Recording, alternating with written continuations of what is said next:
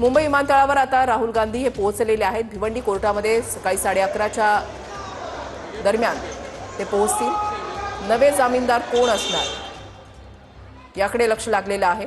हर्षवर्धन सपकाळ यांचं नाव चर्चेत आहे, मात्र नेमकं काय होतं हे काही वेळात स्पष्ट होईल। राहुल गांधी मुंबई विमानतळावर पोहोचलेले आहेत। कालच भिवंडी नगरपालिका मध्ये काँग्रेसच्या पाठिंब्यानं महापौर बसलेल्या त्यावरून चांगलंच वादंग निर्माण झालेलं होतं। आज कोर्टामध्ये जरी राहुल गांधी उपस्थित राहणार असले तरी त्यानंतर माध्यमांना ते या संदर्भात राजकीय काही प्रतिक्रिया देतात का हे पाहणं देखील तितकंच महत्त्वाचं असेल। 2014 मधलं हे प्रकरण आहे। भिवंडी कोर्टामध्ये ते येत आहेत या खटल्या प्रकरणी। आतापर्यंत 3दा ते भिवंडी कोर्टामध्ये आलेले आहेत।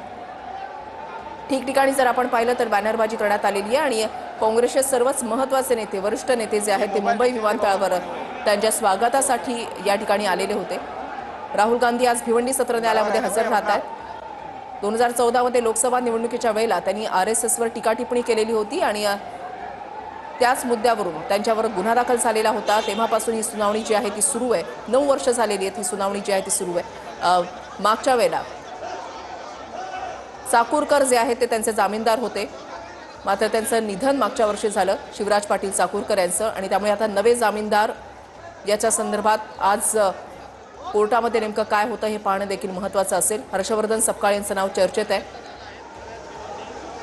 मुंबई विमानतळावरून आता राहुल गांधी जे आहेत ते पुढे निघालेले आहेत। सकाळी 11:30ची वेळ आहे ज्या वेळेला राहुल गांधी ही भिवंडी सत्र न्यायालयामध्ये पोहोचतील। भिवंडी सत्र न्यायालय परिसरामध्ये सुद्धा पोलिसांचा मोठा बंदोबस्त या ठिकाणी तैनात करण्यात आलेला आहे, कारण साहजिकच आहे लोकसभेचे विरोधी पक्षनेते काँग्रेसचे नेते राहुल गांधी भिवंडी सत्र न्यायालयामध्ये येत आहेत। हा संपूर्ण ताफा जो आहे तो आता मुंबई विमानतळावरून पुढे निघालेला आहे। राहुल गांधींच्या स्वागतासाठी महत्त्वाचे नेते आणि त्यासोबतच कार्यकर्त्यांची देखील मोठी गर्दी। ही दोन दृश्य आपण पाहताय। राहुल गांधींचा ताफा आता मुंबई विमानतळावरून निघालेला आहे, तर दुसरीकडे ज्यावेळेला राहुल गांधी यांचं आगमन झालं त्यावेळेला त्यांच्या स्वागतासाठी काँग्रेसचे ज्येष्ठ नेते, महत्त्वाचे नेते आणि सोबतच कार्यकर्त्यांची देखील मोठी गर्दी।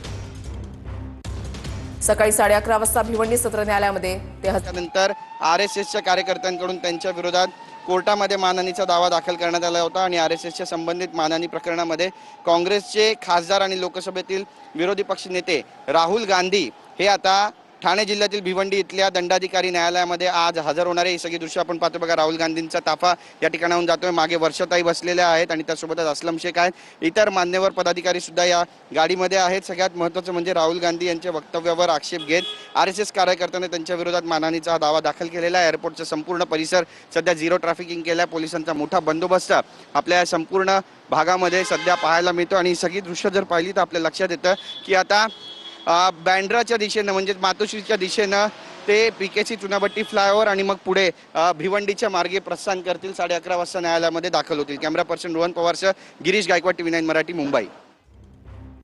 तर राहुल गांधी आता मुंबईमध्ये पोहोचलेले आहेत आणि भिवंडी कोर्टाकडे ते रवाना झालेले आहेत। संपूर्ण त्यांचा ताफा जो आहे तो भिवंडी कोर्टाकडे निघालेला आहे। 2014 मधल्या प्रकरणातली सुनावणी होते। नवे जामीनदार आज नेमके कोण असणार आहेत ते पाहणं महत्त्वाचं असेल।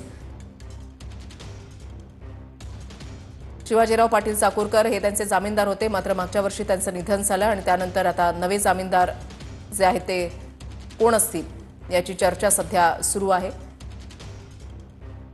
2014 मध्ये राहुल गांधी यांनी लोकसभा निवडणुकीच्या दरम्यान RSSवर टीका केलेली होती आणि त्यानंतर RSSच्या कार्यकर्त्यांकडून त्यांच्या विरोधात गुन्हा दाखल करण्यात आलेला होता। सुनावणी ही तेव्हापासून सुरू आहे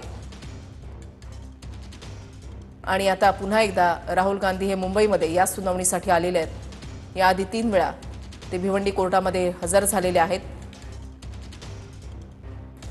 राहुल गांधी मुंबईमध्ये भिवंडी कोर्टाकडे सध्या रवाना झालेले आहेत। काही वेळापूर्वीच त्यांचा हा ताफा जो आहे तो मुंबई विमानतळावर पोहोचलेला आहे। ठिकठिकाणी बॅनरबाजी सुद्धा करण्यात आलेली आहे। कार्यकर्त्यांची मोठी उपस्थिती, नेते मंडळी या ठिकाणी उपस्थित आहेत। ही काही वेळापूर्वीची दृश्य आपण पाहताय।